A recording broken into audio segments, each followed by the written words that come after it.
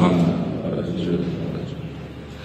خب ما شنبه رو به لایه بعدی بحث رو شروع کردیم و گفتیم که هر سیستم پیچیده‌ای وقتی پیچیدگیش خیلی زیاد میشه مجبوری برای اینکه بتونیم کار رو خوب مدیریت کنیم بیایم تبدیلش کنیم به ماژول‌ها یا واحدهای کوچکتری و روی اون واحدهای کوچکتر کار رو انجام بدیم. تقریبا شبکه هم از اول می‌تونستن که در واقع با یه موجود بزرگ گروه خواهند بود، چون اگه خاطرتون باشه دومین هدفشون اسکیلبیلیتی بود. هدف اول اتصال پذیری بود. از اول می‌تونستن یه چیزی طراحی کنن که خیلی تعداد نودها و روترهای که توش هم زیاد بشه. بعد خاطر می‌دونستن که با یه سیستم پیچیده رو خواهند بود شروع کردن طراحی ماژولار و لایه‌ای رو انجام دادن که امروز چون یه بحثی داریم من یه پیشینه تاریخی هم خدمتتون عرض کنم. در واقع شبکه وقتی که شروع به کار کرد یعنی دهه 70 میلادی که همزمان با تولد آدم هست مثل هر چیز دیگری در دنیا میخواست استاندارد بشه و الان دنیا استاندارد رو می‌بینیم که سازمانش مال ایدو هست. مثلا روی هر چیزی که میشه روی بازار خرید انواع ایدو هم زده شده. مثلا ایدو 14 میتونه کنترل بررسی کیفیت مثلا خط تولید باشه، ایدو 9000 رضایتمندی مشتری باشه و چیزهای شبیه. استانداردهایی هستن که در همه ابعاد وضع شده. یک در واقع اتفاقی که در دنیای شبکه افتاد ایدو مثل هر چیز دیگری سعی کرد که برای شبکه استاندارد تعیین کنه. از طرفی طراحان شبکه هم کار خودشون رو در واقع انجام دادن و این کار مورد استفاده متخصصین قرار گرفت و عملا استانداردهای ایدو وقتی به صحنه بازی رسیدن که خدمتتون عرض کنم بازی خیلی وقتی شروع شده بود و مردم داشتن از اینترنت استفاده می‌کردن. مثلا حدود سال 78 میلادی هست استانداردهای ایدو عمدتاً آماده شدن در حالی که از 72-73 مردم تلنت می‌زدن، FTP می‌زدن، از اینترنت استفاده می‌کردن. توی کتاب تنظیم گفتیم نفهمین این رو به عنوان تفاوت دو فیلد عنوان کرده. گفته که اگر دو تا فیلد در واقع کنار هم قرار بگیرن بین اینها یک فضای نسبت وجود میاد. این فیلدهایی که ایشون در واقع عنوان کرده یکی از فیلم‌ها فیلم پیاده سازیه، یکی از این فیلم‌ها فیلم استاندارده. خب یعنی پیاده سازی زودتر از استاندارد مثلا 72-78 وجود آمد و عملا در یک گپی که توی این وسط وجود اومد ایدو هیچ وقت نمی‌دونه استانداردها رو به دنیای شبکه تحمیل بکنه و خوشبختانه ما در دنیای شبکه از استانداردهای ایدو پیروی نمی‌کنیم و خودمون در واقع استانداردها رو و داکیومنت‌ها رو تهیه می‌کنیم. تا حالا یه زمانی انشاءالله راجع به اون هم بحث خواهیم کرد اگر بخوایم بحث کنیم وقتمون زیاد می‌گیره. خب ایدو سعی کرده چیزی به اسم ایدو OS5 خدمتتون عرض کنم به عنوان استاندارد برای شبکه تعیین کنه. OS5 میشه Open System Interconnection، یعنی یک شبکه اینترکانکشن بین سیستم‌های باز. حالا خواهید دید که این اوپنش خیلی بعد از در ما برده و یه سری میراث از این ایدوهای باقی مونده که الان ما از این میراث استفاده میکنیم ولی خودش وجود نداره. خب این ایدوهای اومد لایه بعدی بمونه گفت آقا 7 لایه مورد نیاز است. توی کتابا میگیم این سیستم 7 لایه، ولی در واقعیت پیاده سازی با چند تا لایه انجام شد؟ با 4 تا لایه انجام شد. ما در ادبیات در واقع اینترنت وقتی بحث می‌کنیم می‌خوایم یه چیزی به اصطلاح رسمی صحبت کنیم شروع می‌کنیم میگیم بعد ما استاندارد ایدوهای 7 لایه داریم، لایه اول، لایه دو، لایه سه، ولی واقعیت اینه که 4 لایه بیشتر در عمل موجود نیومدن و ما الان با این مدل 4 لایه‌ای در ادامه کار خواهیم کرد. امروز یک توضیحاتی راجع به مدل ایدوهای هم خواهیم دید. خب چون ایدوهای منطبق بر واقعیت طراحی نشده بود و 7 لایه‌اش 7 لایه واقعی نبودن و با قبل از اونم پیاده‌سازی انجام شده بود عملاً با استقبال مرور نشد. بعد ما چون که طراحان شبکه شروع کردن به لایه‌بندی، که تا الان متوجه شدیم در بالاترین لایه کاربرد هست. کاربردها خودشون دو نوعیات نسبت به شبکه دارن، یا میخوان پیغام‌هاشون ساده برسه، ما بهشون میگیم ریکوست هندلینگ، یا میخوان جریانی از داده به سمت در واقع گیرنده بفرستن، مثل پخش کانال تلویزیونی که ما بهشون میگیم مسیج.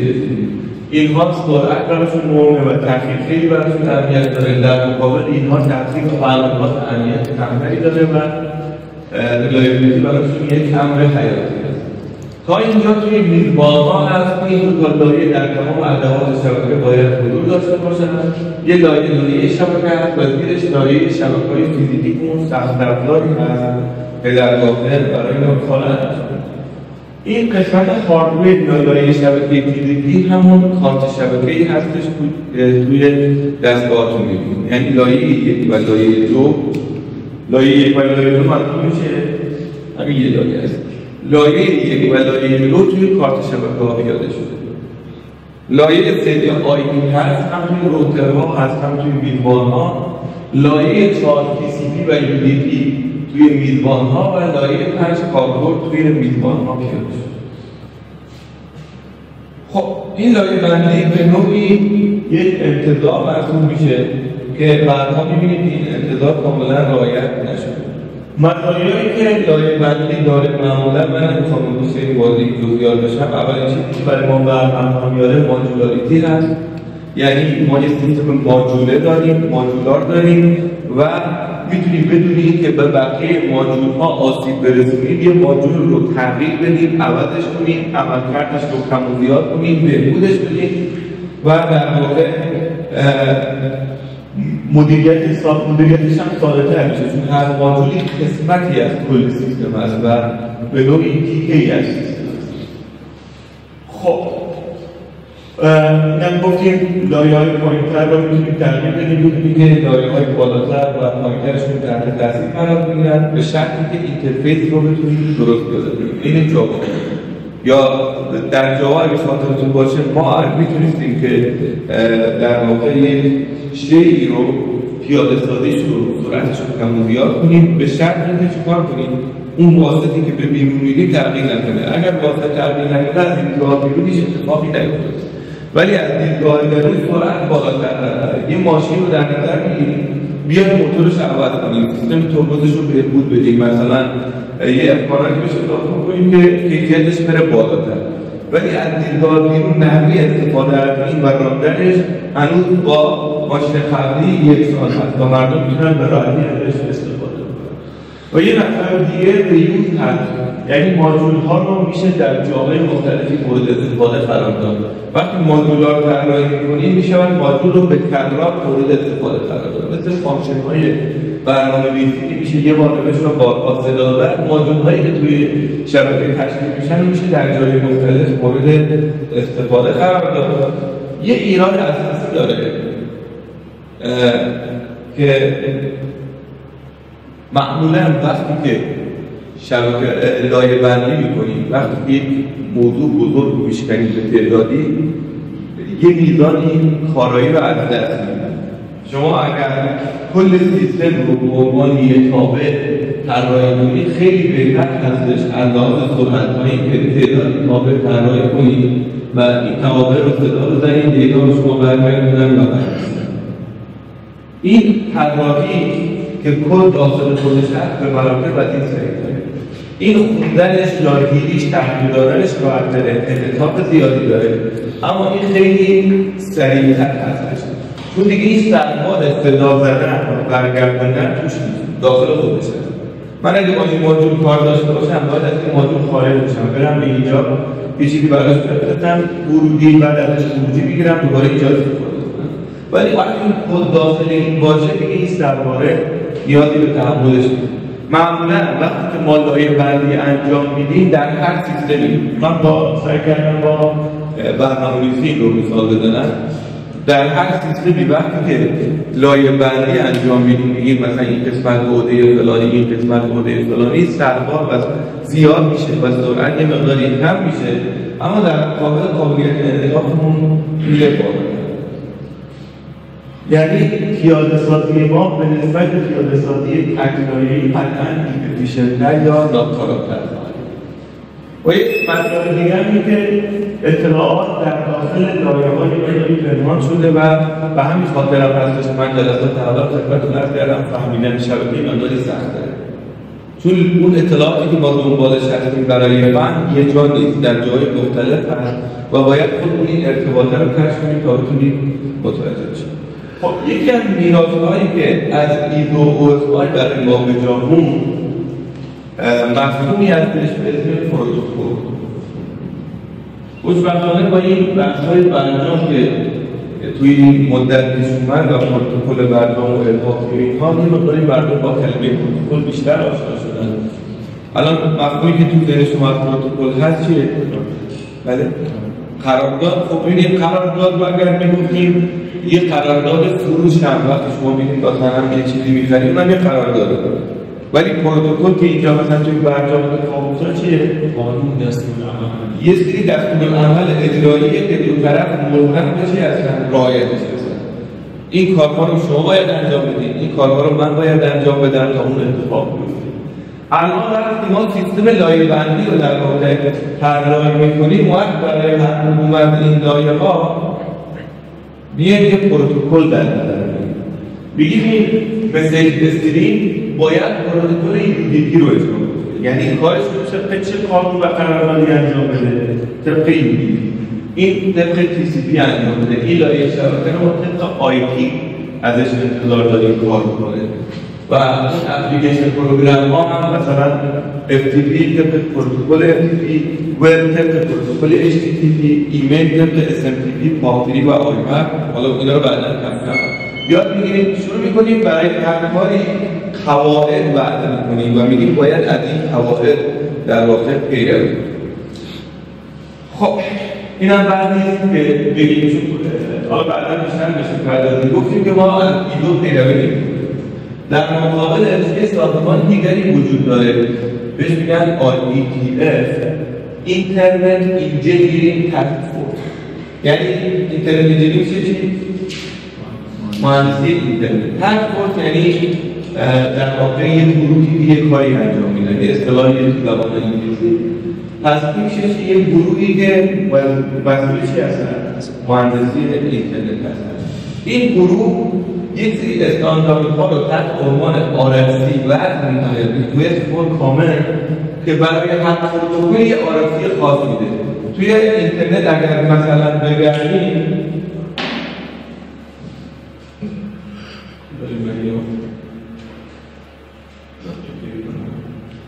الان مثلا اگر ما بخوایم بدونیم که IP از چه استانداردی پیروی می‌کنه می‌زنیم IP RFC. خب همینجا شماره 1918 و 791 اینا چی هستن؟ مرتبط با IP. شماره 1918 من پایین تربیینم راجع با IP بسیار صحبت می‌کنه. احتمالاً RFC اصلی همون چی هستش؟ 791 هستش، چون IP دیگه قدیمی هست. خب حالا ما این رو در واقع 791 بزنیم، عنوان IETF رو می‌بینیم.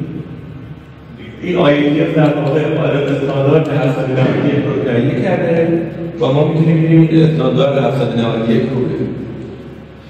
حالا من میگم چه در واقع استانداردها هم کاملا به صورت متن بدون تصویر درست شدن برای اینکه برای همه قابل دیدن باشه. اون زمانی رو رعایت کردن. حالا اگه می‌خوایم ببینیم که چجوری شکل میشن میشه اینجوری شکل میشن. نگاه کنید هدفشون چی بوده؟ روی هر دستگاهی، روی هر چیزی قابل دیدن بشه. اینا استانداردهای معرفی هستن که آدمای خیلی گردن کلفتی هر کدوم از اینا رو نوشتن. پروسه تهیه کردنشون خیلی عجیب و غریب هست و کاملا آزادانه هست. میگه اسم آدمای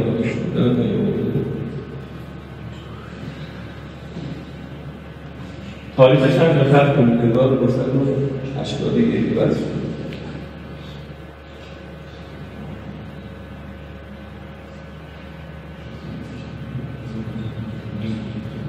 خب اکثر این استانداردها علمایی که اینها رو وضع کردن هم مشخص شده. اینجا ظاهرا خیلی زیاد نیستن که استفادهشون برای یک اختصاص دردن. خب حالا این آرسیه به چه درد می‌خوره؟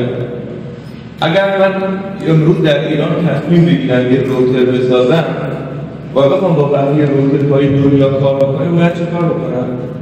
اگر آی پی رو میخوام پیاده بکنم، این استاندارد آی پی رو میخونم و خط میزنم چه کار میکنم؟ میدم برام پیاده بکنم.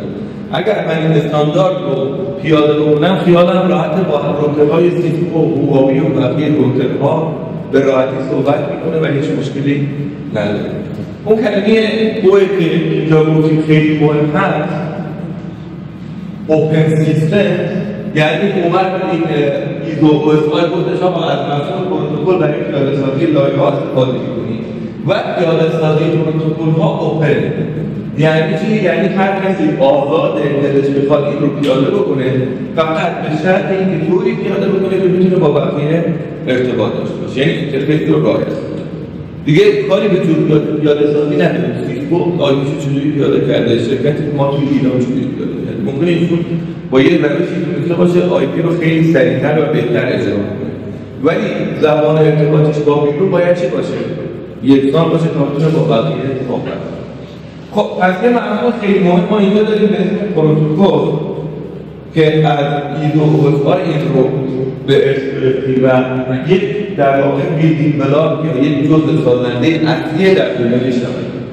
حالا نکته بعدی که باز ما این رو وام گرفتیم از ایزو او اس آی این هست که این پروتکل چگونه با پروتکل‌های اطرافش و با پروتکل نظیرش صحبت می‌کنه. فکر کنم شکل بعدی رو ببینید خیلی موثرتر هست. این شکل دقت کنید، این یه لایه هست، این هم یه لایه دیگه، اینجا هم همینطور. لایه بالاتر با لایه پایین‌ترش نیاز داره چیکار کنه؟ دیتا رو برداره. این لایه هم همینطور. خود لایه ها با هم دیگه هم، یعنی آی پی توی دستگاه من با آی پی توی روتر کنارش باید چه کار کنه؟ ارتباط داشته باشه. تی سی پی توی دستگاه من با تی سی پی تو اون ور دنیا که یه میزبان دیگه هست، تو تی سی پی روی میزبان ها اجرا میشه. اینا باید با هم چه کار کنن؟ صحبت کنن. پس به دو تا واسط نیاز داریم. یه واسط با لایه بالاتر با لایه پایین‌تر که به لایه پایین‌تر خدمات میگیرم و به لایه بالاتر خدمات میدم. یعنی یه واسط با لایه‌ها باید داشته باشم. یه واسط با نظیرم در یه دستگاه دیگه که اونم عین من داره چی اجرا میکنه؟ یه پروتکل اجرا میکنه، داره آی پی رو اجرا میکنه، تی سی پی رو اجرا میکنه. این دو تا واسط در واقع علم دارن. این واسط بهش میگن واسط خدمت، سرویس. چرا؟ چون از طریق این واسط هستش که این دو تا لایه به هم خدمت میدن.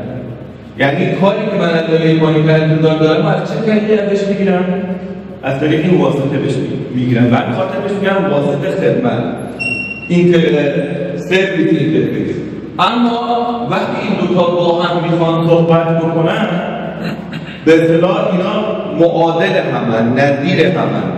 این الان یکیشون به اصطلاح خدمت دهنده هستش، یکیشون خدمت گیرنده هستش. اما در بحث اینا روبروی هم هستن دو تا تی سی پی، بعضی اوقات من به ایشون خدمت میدم، بعضی اوقات ایشون به من خدمت میدم. در این حالت ما میگیم نظیر، پیر هستیم. پس یه واسطه چی داریم؟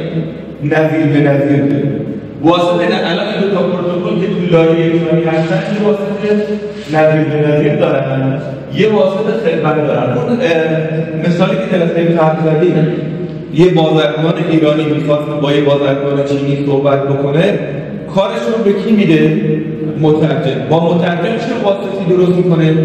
یه واسطه خدمت، مترجم یه خدمت بگیره، به مترجم میگه من اینقدر پول بهت میدم این سند رو برای من ترجمه کن تا من بتونم برای طرف مقابله کنم. یه واسطه خدمت. اگر این مترجم ها مثلا فرض کنید یک کمپانی جی ال ایکس توی ایران که شما اسمش شنیدین، این موبایل رو درست می‌کنه. موبایل‌ها چی هستن؟ مونتاژ موبایل‌هایی هستن توی چین. قطعاً این به صورت سالانه همیشه با اون شرکت چینی ارتباط داره. اون چینی بهش یه مدل جدید اومد اینا رو بسازه، میگه این مدل رو من می‌خوام عرضه کنم. همین بحث خودش. یعنی مترجم اون ور و این ور دائم با هم ارتباط دارن. این دو تا مترجم بخوان زبان همدیگه رو خوب بفهمن باید چیکار کنن؟ با همدیگه یه قراردادهایی ببندن. بگن آقا مثلا من کلمه موبایل رو به اصطلاح فارسی به این کلمه انگلیسی مثلا سلفون ترجمه می‌کنم، تو هم ترجمه کن چینی بکنم. پول رو مثلا اینجوری یه واسطی با هم دیگه دارن. اون واسطی که بین دو تا مترجم هست میگیم چی؟ واسطه نظیر بده. پس یه واسطه نظیر به نظیر داریم که نظیرها با هم دارن. این دو تا هم یه واسطه نظیر به نظیر دارن. جلسه قبلی شکلی کشیدیم باز بعد در برنامه کشیدیم گفتیم یه میزبانی چهار لایه رو داره با یه میزبانی در یه جای دیگر دنیا اونم چهار لایه رو داره از طریق تعدادی علاوات شبکه ارتباط داره. این علاوات شبکه چند لایه رو دارن؟ 2 لایه رو دارن. خب ارتباطی که بین این هست یه واسطه چیه؟ این یه واسطه نظیر به نظیره. این چی؟ این بالایی این بالایی پایینی با اون بالایی برخورد واسطه‌هایی که توی لایه‌های 4 و 5 هستن نظیر به نظیرها با واسطه‌هایی که توی لایه 2 و 3 تشکیل میشن برخورد. در واسطه‌هایی که در لایه 1 و 2 و 3 هستن دو طرف فیزیکی همدیگر رو می‌بینن. یعنی الان این پروتکل شبکه فیزیکی مثلا اینترنت رو داره می‌بینه با یه مستقیم به هم وصلن. اما این دو تا دستگاه چی؟ بینشون چیه؟ اینترنته. اینا این واسطه‌شون اصطلاحاً ارتباطشون end to end، یعنی دو طرف انتها به انتها هست، دو طرف اینترنت. اما اینا با ارتباطشون چیه؟ مستقیمه، گام به گام، واسطه‌هایی که در لایه 1 و 2 3 هستن هاپ یعنی گام به گام هم. اما اونایی که در واقع بین لایه‌های 4 و 5 تشکیل میشن ما میگیم end to end، ارتباط انتها به انتها داریم. مجازاً توی شبکه ارتباط اینا با هم دیگه دارن و از طریق اون با هم دیگه خب این هم مفهوم واصله که در واقع ما از دنیای ویدیو به ما رسیده. کلمه پروتکل رو یه توضیح مختصری راجعش میگیم دو تا اسلاید جلوتر. اینو دقت کنید فقط پروتکل یک کلمه‌ای که متأسفانه در دنیای شبکه این اون بحث که راجع به روتینگ و فوروردینگ داشتیم استفاده غلط هم ازش میشه. اون چیزی که ایدو مد نظرش بود پروتکل اون مجموعه قراردادهایی بود مثل این RFC که روی کاغذ بوده. اما خیلی به اشتباه پروتکل رو به پیاده سازی میگن. یعنی پیاده سازی سیسکو از آیپی رو به اشتباه چی می‌نامن؟ پروتکل آیپی می‌نامن. این در واقع ورژنی از آیپی هستش که سیسکو پیاده کرده. مثلا ما میگیم ماشین سواری باید مشخصات رو داشته باشه. این میشه پروتکل. خیلی به اشتباه اون نمونه واقعی که ساخته شده در ماشین میگن این یه پروتکل رو داره اجرا می‌کنه. خب پس بعضی به موضوعی که رو پیاده کردن هم میگن پروتکل که این اشتباه رو داره. حالا چیزی که امروزه توی اینترنت می‌بینیم یه همچین داستانیه. یه میزبانی در یه جای دنیا با یه میزبان دیگه در یه جای دنیا ارتباط داره و این ارتباط از طریق اینترنت هست. خب همونطوری که می‌بینید در این میزبان تعدادی کاربرد هستن، مثلا که واسه آوردیم یک کاربرد فایل، یک کاربرد کارخونه، یک کاربرد ویدیو. بعضی از این کاربردها ریکوست اند ریپلی هستن در پاسخ هم. بعضی از کاربردها چی هستن؟ مثل استریم از جریان داده هست. خب بعد چه این باشن چه این باشن مجبور از طریقی برن به اینترنت از طریق آیپی یا این محرمه هاست تو هاست پروتکل، یعنی میزبان به میزبان. این همون لایه چیه؟ این همون لایه چیه؟ شبکه است. این لایه کاربرد، این دوتا انتقال هم این چیه؟ شبکه است. بعد چیزی شبکه فیزیکی به خود فیزیکی و شبکه داره تا میرسید به مقصد. دوباره همین ها در واقع اون وقت به این شکل به این صورت کشیدیم به یک پروتکل گرفت، یعنی گراف پروتکل هایی که در شبکه مورد استفاده قرار میگیره. یه مفهوم فوق‌العاده مهم در این شکل هست که خواهشاً اگر مطالعه نشدید دوباره بگفتیم من یه بار دوربینم خدمتتون اگر هم مدول داشتیم خدا رو شکر. اینجا همطور که می‌بینید آرارکی داره به 2 نفر سرویس میده. درسته؟ تو این شکلی که من کشیدم به چشمی هم داره به 2 نفر سرویس میده. خود آرارکی میتونه به 100 تا کاربرد سرویس بده. اینجا ما فقط 2 نمونه کشیدیم. یک کاربرد تشخیصی در نظر بگیرید اونم درخواست پاسخه. یک کاربرد ایمیل در نظر بگیرید اونم درخواست پاسخه. یک دی ان اس در نظر بگیرید اونم درخواست پاسخه. یک کاربرد HTTP/4 در نظر بگیرید این یک کاربرد کنفرانس ویدیویی در نظر بگیرید این MSP. یعنی تعداد درسته ما یکی دو تا کشیدیم ولی تعدادشون چیه؟ زیاد هست. خب این چه مشکلی ایجاد میکنه و چرا ما داریم توجه شما رو به این جلب میکنیم که چند نفر به یه جا وصلن؟ این برمیگرده به درس مدارمنطقی. اولین بار شما این مفهوم رو دیدید وقتی چندین نفر متفاوتی استفاده از یه خدمت هستن، مثلا 4 نفر میخوان برن یه خروجی، ما به چی نیاز داریم؟ به مالتیپلکسر تسلیم کننده است، عمل تسلیم رو انجام میده. ما نمی‌تونیم کلمه مالتیپلکسر رو استفاده کنیم، نیاز به چی داریم؟ عمل تسلیم. اینجا منظورمون از تسلیم چیه؟ یعنی سهم دادن و هر کسی سهمش رو بده. الان این کاربردهایی که بالای TCP هستن این اسم واقعیش رو بذاریم، چون اسم واقعی TCP، اسم واقعی UDP، اسم واقعی هم چیه؟ کاربردهایی که حتی آرارکی هستن ریکوست هستن یعنی از TCP میخوان استفاده بکنن خیلی زیادن. همشون متفاوتی استفاده از یه خروجی هست. این باید چه TCP باید برای اینا چه کار بکنه؟ سهم بندی بکنه. خب سهمشون رو بهشون بده. الان میگم چجوری؟ بعد که سهم اینا رو بهشون داد IP 2 نفر میخوان ازش استفاده کنن، یعنی TCP یک UDP باید به اینا چی بده؟ سهم بده. از اون IP اومد اینجا، بعد چیزایی که دستش رسیده میخواد بفرسته بالاتر مال اینه، بعد بیاش مال اینه، باید چیکار کنه؟ تفکیک انجام بده. در مبدأ باید اینا رو جمع کنه با هم بفرسته، متقال حواسش باشه سهم بده، مثلا به این 80% سهم بده، به این 20%، هر چی تا بده. اون وقت که اینها رسیدن باید اینا رو اول چیکار کنه؟ جدا کنه. یا رسید با آرارکی باید بفهمه این مال فایل اپلیکیشنه یا مال دیجیتال تایپولوژی.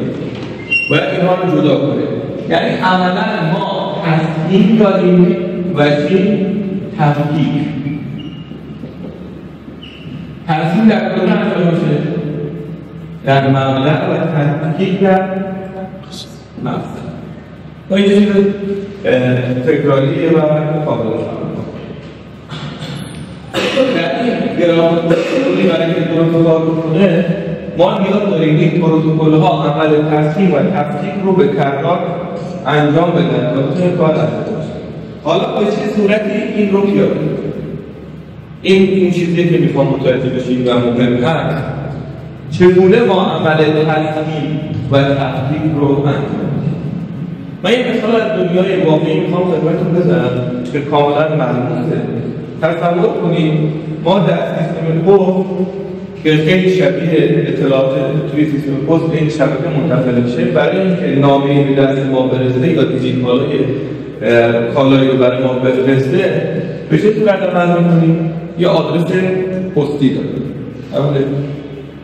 استان ایلام، شهر ایلام، خیابان ولیعصر، کوچه فلان، پلاک، این میشه یه آدرس پستی. اما وقتی مشکل درست میشه که در این آدرس پستی یه آپارتمان بزنیم. وقت در این آدرس پستی چند نفر هست؟ مثلا 4 واحد هست، 10 واحد هست. الان پستی میاد یه ساختمان میبینه، این آدرس منتقل به این ساختمان میشه. اما اینجا مثلا آقای ایکس معلوم نیست که از این واحد هست. توی این ساختمان برای اینکه این مشکل حل بشه میان چیکار میکنن؟ شماره واحدها رو شماره گذاری میکنن، ولی اینکه کار پستی هم راه حل بشه در یک صندوقی دارن اینجوری روی این میزن یک واحد یک واحد دو واحد سه و واحد چهار. روی نامه هم نوشته شده واحد سه قطبی میاد تفکیک انجام میده، نامه‌های واحد سه رو میریزه تو صندوق خودش، نامه‌های واحد دو رو میریزه تو صندوق خودش. با چی؟ با یه شماره. این شماره اگر تعداد واحدها 100,000 تا باشن، 2 تا باشن، یکی باشن، هیچ معنیتی نداره، این شماره است میزنه. یعنی عملا این انتزاع یک تجربه یه چیزی در ذهن ما میگه خب اشکالی نداره، اینجا 4 نفر هستن، بیاین همدیگه رو شماره گذاری کنیم. آیا مهم بود شماره من یک باشه یا شماره شما؟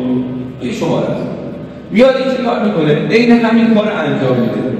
میاد موقعی که این کاربردها میتونن رد شن بهشون یه شماره میده. یه شماره میده، میگه شما شماره 7، شما شماره 2، شما شماره 3. از اون وقتی این دریافت میکنه اگر 7 بود میده تحویلی، اگر 3 بود میده تحویلی. پس میایم از یک کلید استفاده میکنیم. این اون مفهومی که میخوام متوجه بشید. یک کلید ماکس و دیماکس میگن.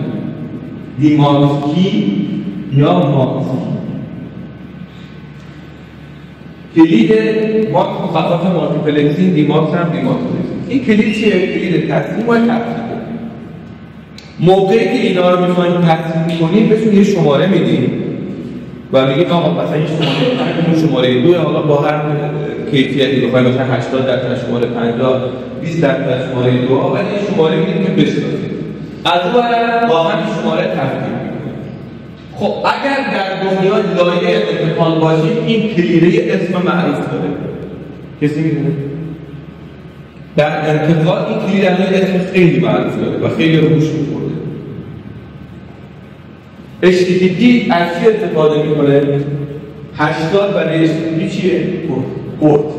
ما در لایه انتقال به این کلیده میگیم پورت در واقع همون کلید ترکیب و تفکیک.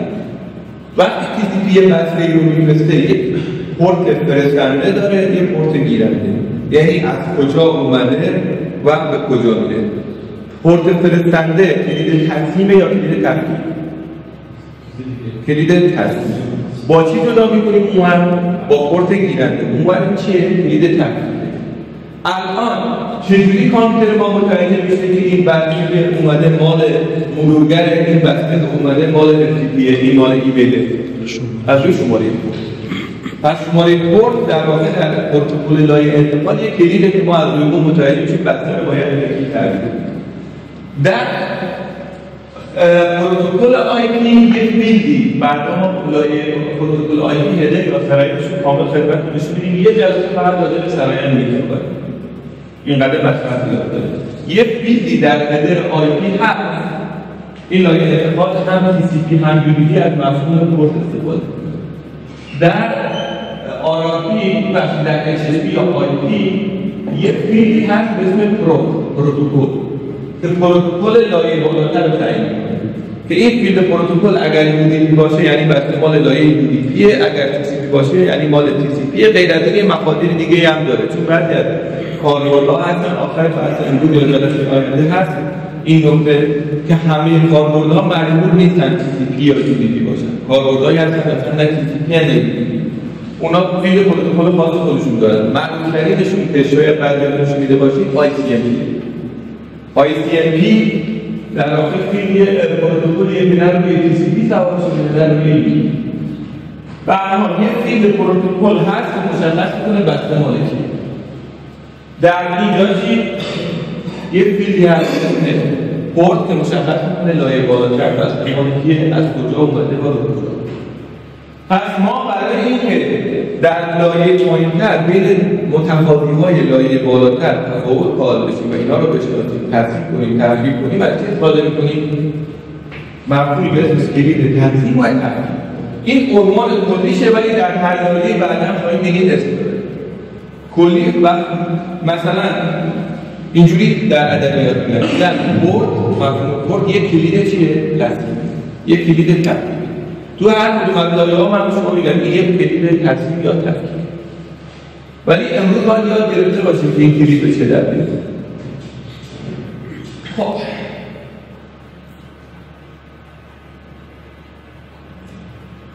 حالا این شکل رو نگاه بکنید. توی شکل قبلی من سعی کردم مفهوم تصمیم و تحقیق رو روشن کنم. اینجا میخوام مفهوم جدیدی رو خدمت شما بگیم تحت عنوان سرایند یا پدر.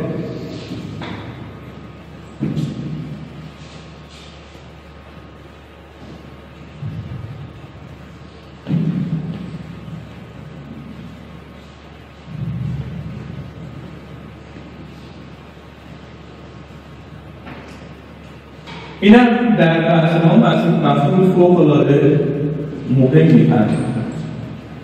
تو همون بعد برگردیم به مثال بازرگان و مترجم. دو تا بازرگان ایرانی و چینی بخوان با هم دیگه صحبت کنن، در طول زمان چون اینا صحبتشون اتفاق مثلا فرق سال و چندی بار اتفاق میفته، به مرور یک سری قراردادها برای اینها به وجود بیاد و اینها طبق اون قرارداد عمل کنن. مثلا شماره حساب که میدید شماره حساب مثلا بانک ملی باشه یا اون چینی یه بانک نشنال ما باشه یا مثلا توی کل بانک یه چیزایی که با هم دیگه برای بحث تجارت نیاز هست خیلی میکنن. این اطلاعات چیزی که برای هم دیگه میفرستن و میان این رو البته شاید در عمل ما خیلی نیفته، ولی در واقعیت ما وقتی پروتکل مثلا HTTP در یک ماشین میخواد با یک پروتکل HTTP در یک ماشین دیگه صحبت بکنه، خب این اصلا برای چی میخوان صحبت کنن؟ برای اینکه با هم داده رد بدن. یعنی برای این چی دارن من دیتا دارن. خب این دیتا رو میخوان اونور بفرستن بین همون در واقع دو تا بازرگان که مثلا دیتا شرط کنی 100,000 تومان بوده یا مثلا دلار باید باشه دیگه، مثلا 10,000 دلار. نباید اون بازرگان چینی بگه این 10,000 دلار بابت چیه؟ مثلا مربوط به فلان معامله هست، این مثلا قدر بدهی من داشتم، این میزان از بدهی رو بابت اون به شما دادم، اونم باید تعیین کنه ولی این بدهی شما دریافت شد. خود پوله رو داده در نظر بگیرید، یه سری اطلاعات اضافی من باید بچسبونم که طرف مقابل منظورم رو متوجه بشه. مثلا در بحث HTTP من از گوگل میخوام که سایتش رو برای من بفرسته، با HTTP اینو برای من میفرسته ولی میگه این index.html، بعد این تصویر گوشه سمت چپه، این تصویر ایبری تو سایت معمولا این تصویر و عکس و فیلم اینها هست، اونا رو دونه دونه برای من میفرسته که من تو مرورگر بذارم کنار هم و از سایت رو بیارم. به چه زبانی با من صحبت میکنه گوگل؟ HTTP یک قرارداده. این قرارداد رو ما کجا باید لحاظ کنیم؟ روی داتا، روی عکس من میتونم قرارداد عکس خودش یه فرمتی داره جدی. باید به این عکس چی اضافه کنم؟ یه اطلاعات اضافی. اون اطلاعات اضافی بهش میگن سرایند. اینجا من یه سرایند اضافه میکنم تحت عنوان سرایند HTTP. چه کسانی از این سرایند HTTP سر در میارن؟ کسانی که پروتکل HTTP رو اجرا میکنن. حالا نگاه بکنید، لایه کاربرد هرچی داره برای آرارکی دیگه دیتا، یعنی این چیزی که الان داره HTTP رو بهش اضافه کرده و دیتا برای آرارکی دیگه میشه دیتا. بعد آرارکی برای که بتونه با آرارکی لایه مقابل شنی TCP صحبت کنه باید چه کار بکنه؟ سرایند خودش رو بهش اضافه. بعد HTTP میخواد بدیم در واقع وای کار کنه، اینجوری تصور کنید کل این برای HTTP هیچ مفهومی نداره. HTTP آرارکی رو نمیفهمه، درسته؟ چون اون چیزیه که این دو نفر میفهمن. میاد چه کار میکنه؟ برای اینکه کار خودش رو انجام بده اینو همش دیتا میبینه و به این چی اضافه میکنه؟ یه سرایند اضافه میکنه برای اینکه خودش و طرف مقابلش از این چیزی که دارن انجام میدن سر در میکنن. به مرور زمان یاد میگیریم اینا چی هستن. مثلا امروز یکی از چیزایی یاد گرفتیم توی این هدر HTTP که یک فیلدی وجود داره به اسم پروتکل که کارش چیه؟ فیلد تصدیق و تفعیله. یا توی این هدر آرارکی یه فیلدی وجود داره به اسم پورت فرستنده، یه فیلدی وجود داره به اسم پورت گیرنده. بدون یاد بگیریم چی توش هست، ولی الان می‌بینیم این دو نفر که کارشون رو درست انجام بدن باید هدر درست کنن. یه شکل دیگه داریم که خیلی قشنگ‌تره، من اینو یاد دادم. این مدل 7 لایه‌ای دیزوهای هست. بالاترین لایه دیتا تولید می‌کنه. این لایه برای اینکه با لایه مقابل کارش انجام بده چی بشه اضافه کرده؟ سرایند مخصوص خودش. کل این برای لایه پایین‌تر چیه؟ داده است. بعد میاد چی نوت میکنه؟ این لایه اون چیزی که بهش دادن هیچی ازش در نمیاره. خودش چی میبینه؟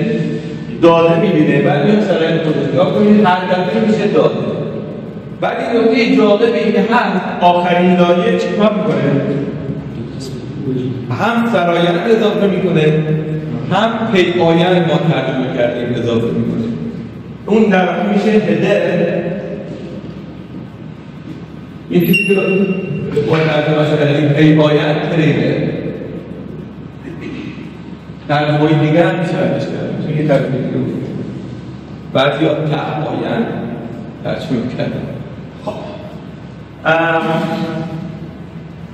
پیوست میشه بخاری اون پیوست خیلی قشنگه. ما تو کتابمون پی آیند پس یک فرایند داریم و یک پی آیند. بدونی باید براتون خدمتتون عرض کنم که مشخص کنیم چرا وقتی لایه ها نیازی به پی آیند ندارن ولی لایه آخر بر فرایند پی آیند هم دارن. این میشه اون پکیجی که میگه درسته؟ این میشه اون دیجیتال سرتیفیکیت که میگم. این لایه یک دیگه. این از بالاتر ما دیتا رو مثلا بسته که میگیم باز صفر یکه ولی هم توی نرم افزاره مرتب از یه نرم افزار میگیم یه نرم افزار دیگه فقط چی اضافه میکنیم؟ فرآیند اضافه میکنیم. دیگه اینجا این نرم افزار درایور کارت شبکه است. بازم نرم افزاره. دیگه میره به شبکه فیزیکی که بفرستدش این دیگه چیه؟ صفر یک سخت افزاره. یعنی در لایه آخر که سخت افزاری هست ما اون آخر به دوست داشت این پکیجی که ما می‌رسیم چی؟ این می‌بینی چیه؟ اینو من الان بکشم یه همچین وضعیتی داره. این آخریه که ما خدمتتون رسم. من لایه‌ها رو با شماره. اولین چیزی که این وقت قرار گرفته S2 یعنی بدن لایه 2 و چیزی که این وقت قرار گرفته چیه؟ T2. بعد اینجا چی قرار داره؟ S3 S4 S5 میشه. من بخوام چیه؟ S3 بعد S4 بعد S5 بعد S6 و بعد S7 و اون داده اصلی. یعنی یک پروتکل ها اومدن داده اصلی تولید شده S7 برای اینکه کارش انجام بده تبدیل کرده به این. کلی این رسیده دست لایه 6 تبدیل کرده به این. کلی رسیده دست لایه 5 تبدیل کرده به این. برای لایه 2 کل این چیه؟ داده است. ولی یه هدر لایه بالاتر باشه. خب حالا این وقتی ما می‌بینیم هر لایه‌ای وقتی کارش انجام میشه هدر خودش رو برمی‌داره چون در لایه بالاتر نمی‌کنه. اون چیزی که این به این تغییر داده اون برای همین رو تغییر میده. این اگر بخواد تغییراتی توش بده چی کار میکنه؟ برای خودش یه لایه فرآیند ایجاد میکنه کم و زیاد میکنه ولی به این باید دست نداره. دوباره این بخواد به لایه بالاتر بده باید چی رو تغییر بده؟ همون چیزی که اینجا تغییر گرفته دیگه باید دست نخورده تغییر بده. این لایه ها هستن که از این سر در میارن یا این دو تا لایه هستن که از این سر در میارن پایینی ها سر در میارن. پس نگاه کنید دوباره هدرها چی میشن؟ برداشته میشن تا اون دیتای خالص برسه به لایه آخر. خب الان فهمیدیم که فرآیند چیه و چه دردی میخوره. نکته بعدی این است که فرآیند کارایی رو میاره پایین. از چه جهت؟ از این جهت که چیزی که خالص ما در شبکه رد و بدل میکنیم چیه؟ اینه. اینا که اضافه کردیم داده کاربر نیست. ما سیستم لایه بندیمون مجبور شدیم اینا رو اضافه کنیم تا بتوانیم کار رو درست انجام بدیم. مثلا سوال من یه سوال خیلی ساده اول پرسید. اگر 3000 بایت داده منتقل کنیم باید چیکارش کنیم؟ دو تا 1500. بعد هر کدوم از این 1500 هم باید این فرآیندها رو داشته باشن. از این 1500 فرق کنید 100 تاش این فرآیندها 100 بایت و 1400 تاش داده. خب الان اگر من بخوام 3000 بایت بفرستم 3000 بایت داده در اولین سطح تا شرایط قرار میگیره، شرایط همه سطح و تعایت یا پیایت و 1400 دومی هم چیز سطح برداری 1400 از این سه سطح چقدر باقی مونده؟ یه 200 یه وقتی جدید هم باید درست کنم سطح برداری 200 که سطح دوباره اجباریه این چیه؟ همین شرایط ها که هم داره درست میکنم. حالا من از شما بپرسم کارایی این شبکه چقدر هست؟ شما میگید چقدر داده خالد میزان داده خالد به چی؟ به کد. من خالد چقدر تونستم از این خط علی شبکه عبور بدم؟ 3000. برای این 3000 رو رد کنم چقدر داده رد کردم؟ 3300. که اگه حسابش کنی 90 خورده ای مثلا 96% داده خب یعنی با این حساب کتابا این شرایط کم باشه خوبه یا زیاد؟ هر چی کمتر باشه بهتره. درست این سرباره یه چیزیه که به ما تامین میشه برای درستی کار. ما نمیتونیم 100 بایت بفرستیم. الان اینجا برای خراب شد. برای 20 بایت چقدر چیز کردیم؟ 100 بایت اضافه. یعنی یکی شود از 1500 بایت 800 بایتش داده باشه 700 بایتش باشه شرایط باشه. کارایی همین سیستمی چقدر حدوداً 50% دیگه 54 که خیلی پایینه. پس باید این شرایط‌ها در حد امکان چی باشن؟ کوچیک باشن که هزینه زیادی برای ما نداشته باشه. حالا من میخوام عدد خدمتتون بدم. شرایط لایه مکرو عددش خاطرم می‌کنم 16 بایت باشه. TCP و آیکون مطمئنم هر کدوم 20 هستند ولی کاربرد متفاوت‌تر نمیشه عدد دارد این گفتیم 7 لایه‌ای که نیست درسته 5 لایه‌ای. این کاربرد این فیزیکی شبکه فیزیکی این TCP این هم یعنی 1500 بایت چقدرش داده چقدرش شراینده 66 بایت 66 حدود 70 در واقع شراینده 1000 مثلا 434 هم داده هستش که تقریبا 96 7% میشه. این واقعی عدده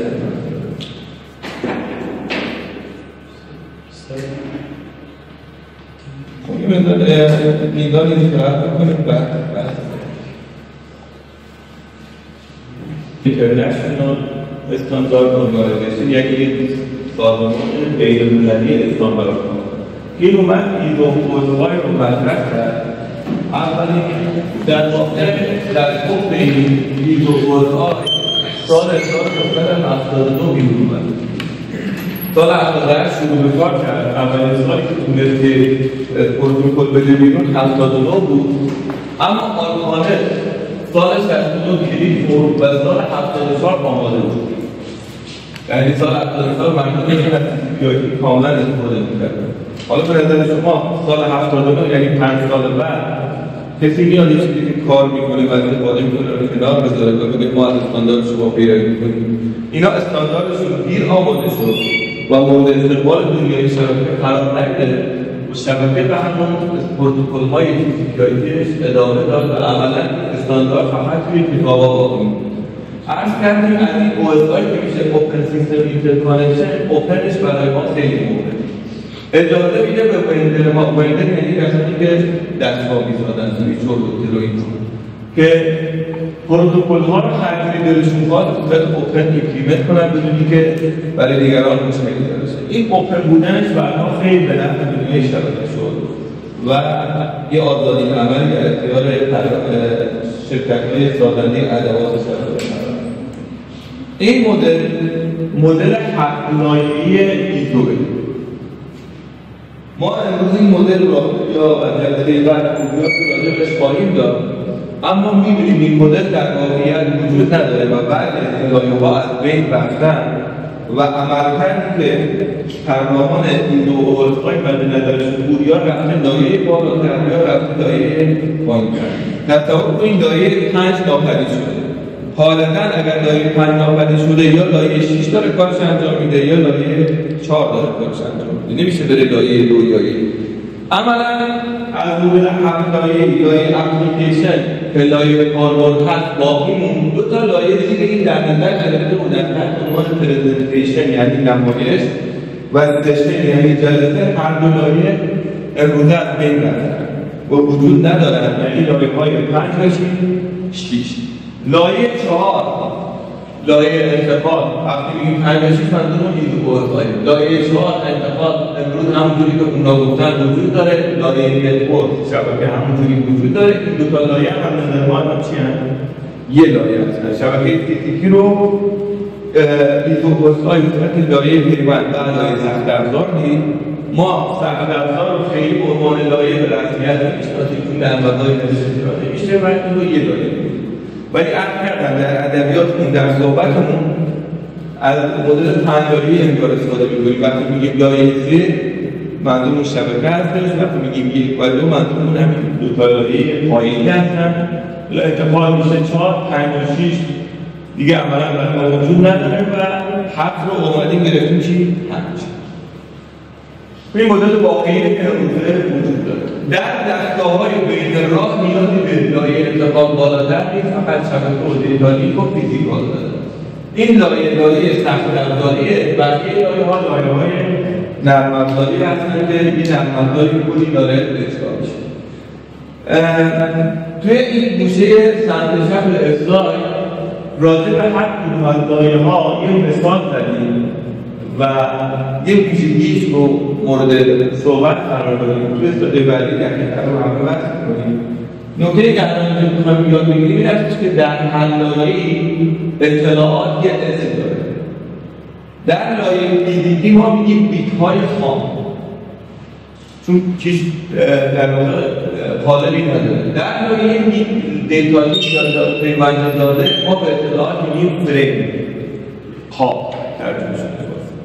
در لایه شبکه میگیم پکت یا بسته. در لایه انتقال میگیم مسیج یا پیغام. لایه‌های پرزنتیشن و سشن که وجود ندارن. ما الان می‌خوایم راجع به واحد داده در اینجا صحبت کنیم. در لایه کاربرد هم به واحد داده میگن پیغام. بعضی اوقات بعضی کتاب‌ها از کلمه سگمنت یعنی قطعه برای لایه انتقال استفاده میکنن، ولی برای لایه کاربرد عمدتاً میگیم یه پیغام داریم، یه مسیج داریم، میخوایم از یه جایی به یه جایی دیگه. این مسیج باید در لایه 4 بشه یه سگمنت یعنی هدر TCP بهش اضافه بشه. بعد در لایه 3 بشه یه بسته هدر IP بهش اضافه بشه. بعد در لایه 2 بشه یک فریم هدر و پی آیندش اضافه بشه و بعد از طریق خط فیزیکی منتقل بشه به دستگاه بعدی همینجوری تا برسه به بس. خب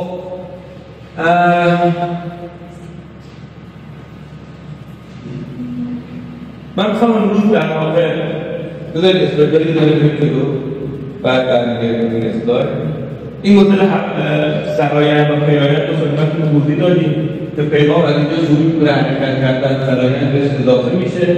اینجا سرایندهای لایه 1 2 3 برداشته میشه، مسیر بعدی پیدا میشه، میاد پایین. از این نوع دستگاه یک سریالی ممکنه چند تا پیدا باشن، یعنی روزه میاد میره بالا، میاد پایین، میاد بالا تا وقتی میرسه به در واقع مقصد. رسید مقصد میره به سمت بالا تا میرسه به این ذره‌ها انتوبندن.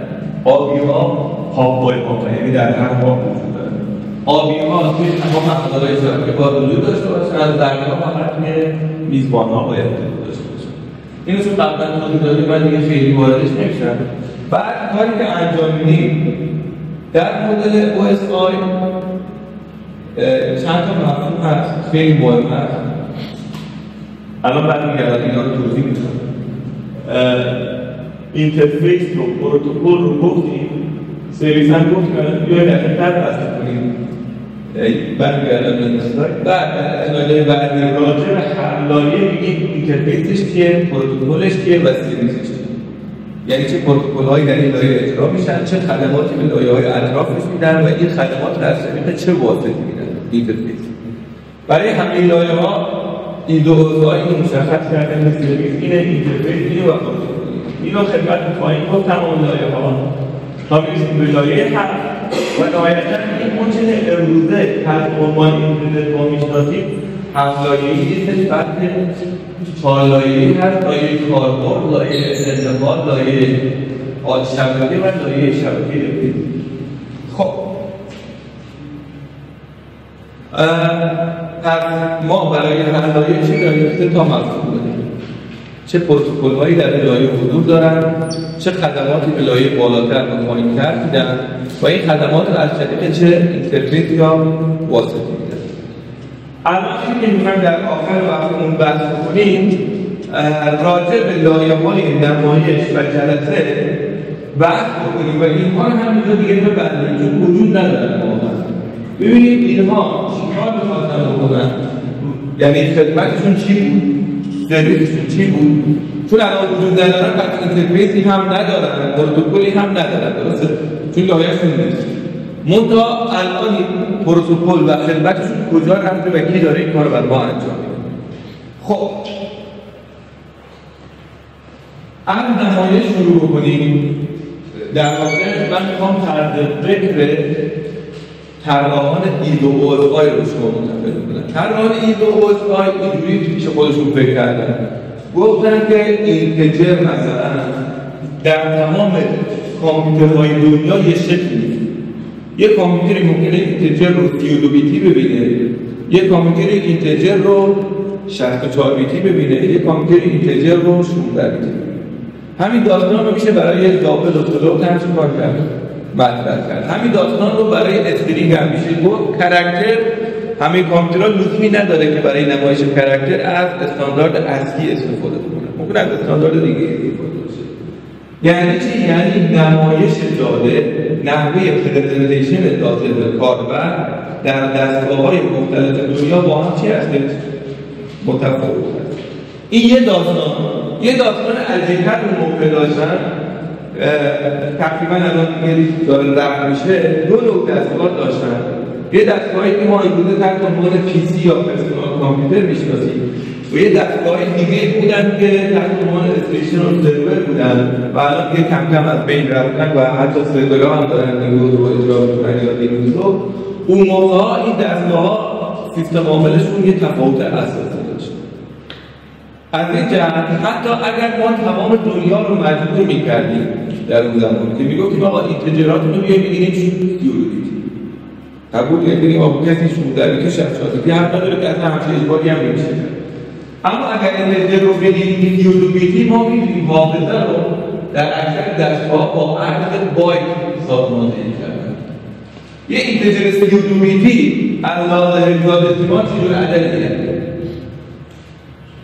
42 FA مثلا 23. چرا اینجوری دارم می‌نویسم؟ هر عدد هگزی خودش 4 بیته. 32 چند تا 4 بیت داره؟ 8 تا 4 بیت 32. این الان میشه بایت، این یه بایت دیگه. 32 تا 4 بیت. این یه بایت دیگه است. این یه بایت دیگه است. و این یه بایت. قبول داریم 4 تا بایت داره. یه عدد 32. خب بخوایم ببینیم چنده این 4 رو من می‌نویسم ست یک ست، 2 رو می‌نویسم ست یک ست، اس رو می‌نویسم 4 تا 1، آ 10 می‌نویسم یک ست و همینجور میشه از اما من این رو اینجوری نوشتم برای اینکه راحت‌تر بتونم بنویسمش و الا 32 بیت باید بنویسم. خب حالا اینو تصور کنید یک کامپیوتری میاد این رو ذخیره بکنه، مثلا میخواد در مکان 2000 ذخیره بکنه. به چند مکان نیاز داره؟ به 2000 نیاز داره، 2001 نیاز داره، 2002 و چی؟ 2003 چون عددش یه بایته. خب مثلا میاد چه کار میکنه؟ 42 رو اینجا ذخیره میکنه، FA رو اینجا ذخیره میکنه، 10 رو اینجا ذخیره میکنه و 23 رو اینجا ذخیره. آیا از نظر شما امکان نداشت که کامپیوتر دیگه بیاد بگه نه من اینجوری ذخیره نمیکنم و اینجوری ذخیره کنم؟ 2000 میاد 23 ذخیره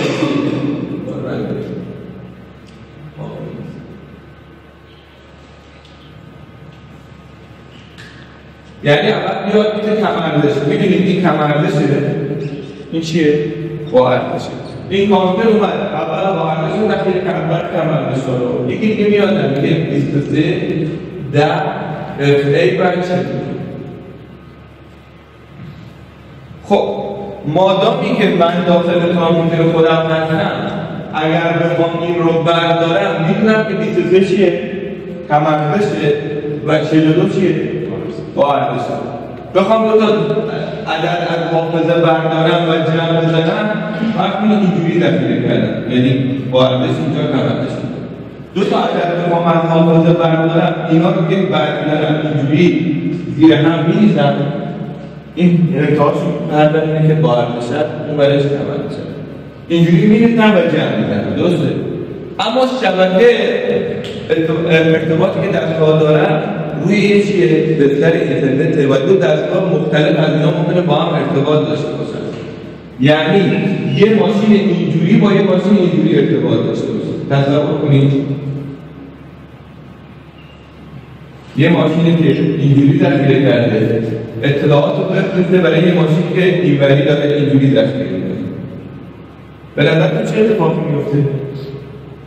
البته اینجا کاملا برعکس میشه و تلقی دوتا دیگه کاملا مثل هم نخواهد. مثلا اگر این 0.0.0.0.1 آصف باشه، چیزی که اینجا ذخیره خواهد شد این به اصطلاح 0 رو بالا میبینه، باید این کار بکنه، درستش این کار بکنه که بگه این مثلیه. اما نه، بخواهد همونجوری دخیل کنه 0 میاد پایین 0 بعد 0.0.1 آصف. از نظر این عددی که فرستاده چه عددیه؟ اینه، درسته؟ باید رو گرفتم پایین. از نظر این چیزی که دیده چیه؟ کاملا این تعداد با هم چی فرق داره. من چون اسامی رو یادم نیست ولی میشه بگردیم یکی از این حالت‌ها این نوع ماشین هایی که الان هم مرسوم هستن بهشون میگن لیتل اندیان. حالا میگن لیتل منظورش که اول توچی رو ذخیره کنیم و اول رو به این یکی میگن بیگ اندیان. مشکل کی درست میشه؟ وقتی یه ماشین لیتل اندیان بخواد با یه ماشین بیگ اندیان از طریق شبکه ارتباط داشته باشه. اگر دو طرف ارتباط هر دو بندی باشن هیچ مشکلی ایجاد نمیشه. اگر هر دو بیگی باشن هیچ مشکلی نداره. کی مشکل داریم؟ یکی ال باشه دیگری بی باشه. تصور کنید این اینترنت یه دستگاهی مثلا مال مک این بیگ اندیانه با یه دستگاه پیسی مال مایکروسافت لیتل اندیان میخواد تماس بگیره. حواسشون نباشه دیتاهایی که به هم میدن چی هم؟ غلطن، برعکس هم. به خاطر اینکه نمای ذخیره‌سازی اطلاعات در اینجا با اینجا فرق داره. مثلا بیگ اندیان اول بیت با ارتش ذخیره میشه، لیتل اندیان اول چی؟ بیت کمردش ذخیره میشه. بعد به اشتباه این بیت کمردش رو با ارتش تشکیل میده یا بیت با ارتش رو کمردش و همه چی به هم میاد. پس ما در لایه نمایش دو تا مشکل داشتیم. دوباره من خلاصه کنم. یکی این که طرز تلقی همه از داخل فلوت و انتجه یکسان نبود و دو بدتر از ذخیره‌سازی اطلاعات در حافظه از استاندارد یکسانی پیروی نمی‌کرد. بعضی دستگاه بیگ اندیان ذخیره می‌کنن، بعضی دستگاه لیتل اندیان. مشکل برای ما وقتی درست میشه یه دستگاه بیگ اندیان با یه دستگاه لیتل اندیان حال از طریق اینترنت در واقع صحبت. خب این دو اوضاع اومد گفتش آقا این یه مشکل اساسیه و قابل حل نیست، حتما باید چیکار کنیم؟ یه لایه براش در نظر بگیریم که بیاد این مشکلات حل کنه. یعنی اون لایه کاربرد به لایه نمایش بگه من بیگ اندیانم، طرف مقابل بگه من لیتل اندیانم، این لایه نمایش بیاد براش چیکار کنه؟ تبدیل‌ها رو انجام بده که اینها گیج نشن. با لایه نمایش کاربرد این بگه آقا من اینتجرام 32 بیتی ان، اون بگه 16 بیتی ان، این 16 بیتی اون رو بخواد بین بده باید از 16 تا 0 بده تبدیل. این باید با اینا رو تبدیل کنه به 16 بیتی بده تبدیل. یعنی یه لایه نمایش می‌خواستن این وسط بذارن فقط برای انتقال. خدمت من این لایه نمایش عملاً وجود نیامد و فانکشنالیتیش رفت لایه کاربرد. یعنی الان در لایه کاربرد HTTP با HTTP دیگه صحبت می‌کنه، به HTTP طرف مقابلش میگه آقا اینتجر از نظر من فیوزیبیلیتیه، شما باید حتما چیکار کنید؟ اینتجر رو فیوزیبیلیتی، حالا تو کامپیوتر هر بیتی هست به من ربطی نداره، من اینتجر برای شما می‌فرستم چیه؟ فیوزیبیلیتی. این یه بحث، اما چجوری بحث چی رو حل کردن؟ لیتل اندین و بیگ اندین رو حل کردن. این راه حل خیلی ساده و جالبی. اومدن گفتن خب ما دو نود در این داریم، یه لیتل اندین یه بیگ اندین. ما یعنی شبکه باید با یکی از این استانداردها چی؟ تطابق پیدا کنیم. خودمون به عنوان شبکه بگیم ما لیتل اندین رو میپذیریم یا بیگ اندین. خب اومدن گفتن شبکه میاد، یعنی شبکه به عنوان یه مفهوم، یه انتظار، شبکه‌های کامپیوتری نداره. شبکه‌های کامپیوتری چی رو قبول داره؟ مثلا بیگ اندین. یعنی آقا فکر کنم LDA کامپیوتری دادن هست خیلی برنامه گفتن آقا شبکه‌های کامپیوتری کاری نداره که دو تا استاندارد وجود داره، ما لیتل اندین رو می‌کنیم.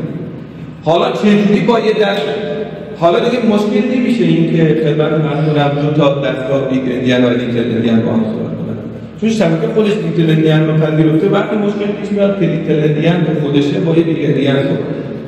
اومدن چیکار کردن؟ گفتن که هر چیزی که می‌خوای روی شبکه بفرستی اول از یه تابع بگذرانش به اسم N2H و هر چیزی هم که از میزبان بگیری بگیرش H2N. یه تابع یه کدی در سیستم عامل نوشته شد تحت عنوان N2H. N2H یعنی چی؟ نتورک تو هاست. H2N یعنی هاست به نتورک. حالا فرض کنید من میخوام بفرستم از اینجا به اینجا، شبکه گفتیم چی؟ یه دستگاه BE میخواد با یه دستگاه LE تماس چجوری کار انجام میده؟ هر چیزی رو که بخواد تعبیر این بده قبلش وارد این تابع N2H میکنه، خودش BEه، بده به N2H میشن چی؟ LE. چون N2H کارش اینه دیگه، از فرمت هاست بیاره به فرمت شبکه. برای چی ما قبول کردیم دیگه بدونیم شبکه چی؟ ما میدونیم شبکه همیشه LE. حالا میزبان اگر خودش LEه، N2H هیچ کاری براش انجام نمیده، همونجوری میده تعبیر شبکه. اگر میزبان بیه باید چه کار کنه؟ برعکسش کنه بده تعبیر شبکه، چون شبکه بی نیست، LE هستش. پس تابعه برنامه‌نویس اینو می‌نویسه. الان چون این بیه باید چه کارش کنیم؟ LEش کنیم بدیم به شبکه دیگه LE میتونه تمام روترهای بین را تا میره اون و این وقت باید چه کار کنیم؟ قبل از اینکه بدیم به میزبان درست الان دیگه باید ما مطمئن نیستیم که LE باشه. قبل از اینکه بدیم یا چه کار کنیم؟ H2Nش می‌کنیم می‌ریم تعبیر. اینجا این H2N اتفاقاً هیچ کاری نمی‌کنه. چون LE می‌گیره LE تعبیر. پس در موضوع اطلاعات وقتی دیتا میدیم به شبکه قبل از هر کاری یه N2H روش انجام میدیم، اون برام می‌گیریم چون می‌دونیم این لیتل اندین یعنی ممکنه ما بیگ اندین باشیم، یه تابع H2N رو روش اجرا کردن یه تابع یه لایه می‌خواد. لایه کاربرد خودش اینو می‌ریزه انجام میده، یعنی برنامه‌نویس حواسش هست قبل از اینکه به شبکه N2H کنه اون برگره H2 کنه. دیگه این لایه اصلی هست. و عملاً شد دو تا متد، دو تا تابع در حالت کاملیتی البته 4 یه N2H شورت و اینو بذاریم اینترنت کنیم دادن. یه N2H درست کردن برای 16 بیتی، یه N2H درست کردن برای 32 بیتی.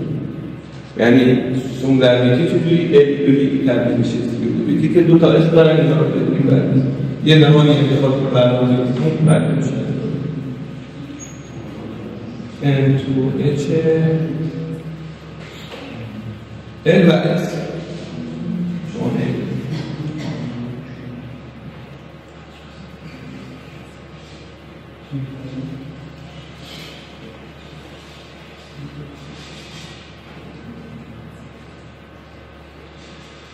N2H L و S. L نماینده لام یعنی 32، S نماینده شورت یعنی 16. پس اگه 16 بیتی خواستی رد بدن N2H S بزن اون وقت H2N S بزن. اگه خواستی 32 بیتی N2H L و H2N L. اینا الان تو معامل لینوکس هستن و میتونید ازشون استفاده کنید. خب دیگه ما راجع به لایه نمایش صحبت نمی‌کنیم. یاد گرفتیم لایه نمایش می‌خواد مشکلات نمایش رو حل کنه، اینتجرهای مختلف در کامپیوترهای مختلف و این بحث لیتل اندین و بیگ اندین که با این دو تا تابع هست. حالا بریم سراغ لایه جدید. دوستان این میگه HTML نیست. کدوم چی؟ آره. درست میگی. من این اشتباه کردم. وقتی که از میروان میدیم به شبکه باید SQL رو اجرا کنیم. یعنی از خاص بریم کجا؟ به نتورک. اون مرد باید از نتورک بریم به خاص. این دوست. خب بریم لایه چی؟ جلسه. پس نمایش عملا شد دو تا متد و هرچی ایده و افقایی در واقع رشته کرده بود هم بشد و کسی ازش استفاده نکرد. لایه جلسه یادش بارزترین مثالی که من میتونم از جلسه براتون بزنم و امروزه شما در عمل باش استفاده کردین دانلود منیجرهایی هستن که استفاده دیدین که دانلود منیجر رو وقتی میزنین دانلود از چند جا دانلود میکنه و بعد اگر اینترنتتون قطع بشه 60% فردا ادامه بدید چیکار میکنه؟ از همون جاها ادامه میده. اولا میاد تیکش میکنه و بعد در واقع همون جاها انجام میده. دانلود منیجر داره چیکار میکنه؟ یه فایل ویدئویی مثلا فیلم رو دانلود میکنه، این یه سشن طولانیه، یه جلسه طولانی باید بین شما و سرور برقرار بشه. ممکنه این جلسه 2 ساعت طول بشه، 3 ساعت طول بشه. برای که بتونه این جلسه مدیریت بکنه اگر دانلود منیجر نبود و شما فایل رو میزنید دانلود بعد ختم میشد روز بعد دیگه باید چیکار میکردین؟ از اول استفاده میکردین چون نشانه گذاری نمیشد. این دانلود منیجر میاد جلسه بین شما و سرور رو نشانه گذاری میکنه. دیگه این علائم در اصل اینجوری و بعد میگه از اول شروع کردن تا یه جایی میرن علامت بعدی، از اینجا میرن تا علامت بعدی نشانه گذاری میکنه و کار که انجام میده رو حساب کتاب براش در نظر میگیره که اگر قطع شد فردا روز بتونه ادامه بده. دقیقاً داره مفهوم جلسه رو پیاده میکنه. میگه من یه جلسه با سرور دارم که هدف این جلسه دانلود کردن یه فایله، برای اینکه این فایل دانلود بشه چون بزرگ جلسه طولانی من به درکی که تقسیمش میکنم هر تیکش رو با یه نفر یه کد براش می‌نویسم که رو دانلود بکنه، هر کدوم از این کدها تا هر جایی برقرار می‌کنم و عملاً دانلود منیجر امروزه دقیقاً داره اگر نیاز داشته باشه به مفهوم جلسه رو در مورد دانلود فایل برای ما پیاده کنه. طراحان ایگو بحثش این بود که یک جلسه بین 2 نفر از طریق اینترنت داره برقرار میشه و این جلسه ممکنه طولانی بشه. وقتی طولانی بشه لازم هستش که بدونید تا کجای کار انجام شده و چقدر دیگه از کار باقی مونده که باید انجام کنه. بعضی وقتا کسانی که در این جلسه صحبت میکنن به تناوب صحبت میکنن، باید یه مدت نوبت بدن به این بگم شما صحبت کن، یه نوبت بدن به طرف مقابل حالا شما داده بفرستید. مثلا من 20 بایت برای شما میفرستم بعد شما 10 بایت برای من بفرستید. من بعد 20 بایت بعدی رو بفرستم بعد شما 30 بایت بعدی خودتون به من بدید. همینجوری با هم دیگه تعامل داشته باشیم. اون قسمتی که 2 نفر با هم هماهنگ بشن الان TCP کاملا انجام میده و TCP توی جلسات قبلی توی کلاس دیگه بود بحث کردیم و امروز جلسه بعد احتمالا صحبت میکنیم یک سرویس یا خدمت اتصالگرا به ما میده. این کلمه اتصالگرا دقیقاً داره مفهوم تشکیل میده. قبل از اینکه داده بین من و گوگل رد و بدل بشه از طریق TCP لازمه من و گوگل همدیگه رو بشناسیم. یعنی من به گوگل بگم من یه آیتی هستم از دانشگاه اینا، گوگل هم به من بگه من گوگل هستم، یه اتصال برقرار بشه. بعد از اینکه اتصال برقرار شد روی اون اتصال داده رد بشه. این اتصال که برقرار بشه و من از این اتصال داده رد کنم و اون به من جواب میده داره مفهوم جلسه رو پیاده میکنه. ولی اگر از مفاهیم پیشرفته‌تر جلسه نیاز داشته باشیم، یعنی تا کجا رفتیم و تا کجا مونده، TCP این کار نمی‌کنه. برای نیازهای مثل دانلود فایل‌های طولانی خودمون میایم چیکار میکنیم؟ دانلود منیجر رو نصب میکنیم که بیاد روی TCP اون کار اضافه رو انجام بده. یعنی در واقع مفهوم جلسه دو تا کار انجام میده. یکی اینکه نوبت‌دهی به پیشرفت استفاده کنه، دو مدیریت جلسات طولانی. جلسات طولانی در ابتدای که اینترنت وجود اومد مورد نیاز نبود، این اصلا پیاده نشد. مدیریت نوبت‌دهی افتاد دست کی؟ یعنی رفت لایه پایین‌تر. اما اگر امروزه مثل من و شما یه فایل طولانی رو می‌خوایم دانلود کنیم، میایم چیکار می‌کنیم؟ یه دانلود منیجر درک می‌کنیم، این قسمت رو برای ما انجام بده، چون این قسمت رو اینترنت پیاده نشد. و الان با این اوضاع لایه کاربر نمایش رفت کجا؟ بالا. لایه جلسه او رفت کجا؟ پایین. رفت لایه انتقال. عملا هر دو لایه از بین رفتن. روی شکل نشون بدیم.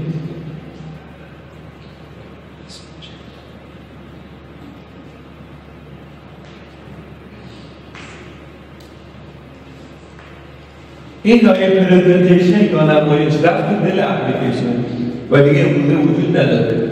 این لایه سشن یا جلسه عمده اون چیزی که ازش انتظار داشتیم اومده توی لایه ترانسپورت و TCP بعضی از کارها رو انجام میده. اون قسمتی که باقی ماند امروزه به صورت یک در واقع کاربرد جدا پیاده‌اش می‌کنیم. وقتی که دانلود منیجر اینو برای ما انجام میده، یعنی به نظر شما لایه سشن کجا رفته؟ دانلود منیجر چیه؟ یک کاربرد دیگه، یعنی رفته لایه کاربرد. این قطعا رفته لایه انتقال، ولی این الان اگر لازم داشته باشیم خودمون توی کاربرد انجام می‌دیم. بعد براش یک کاربرد انجام.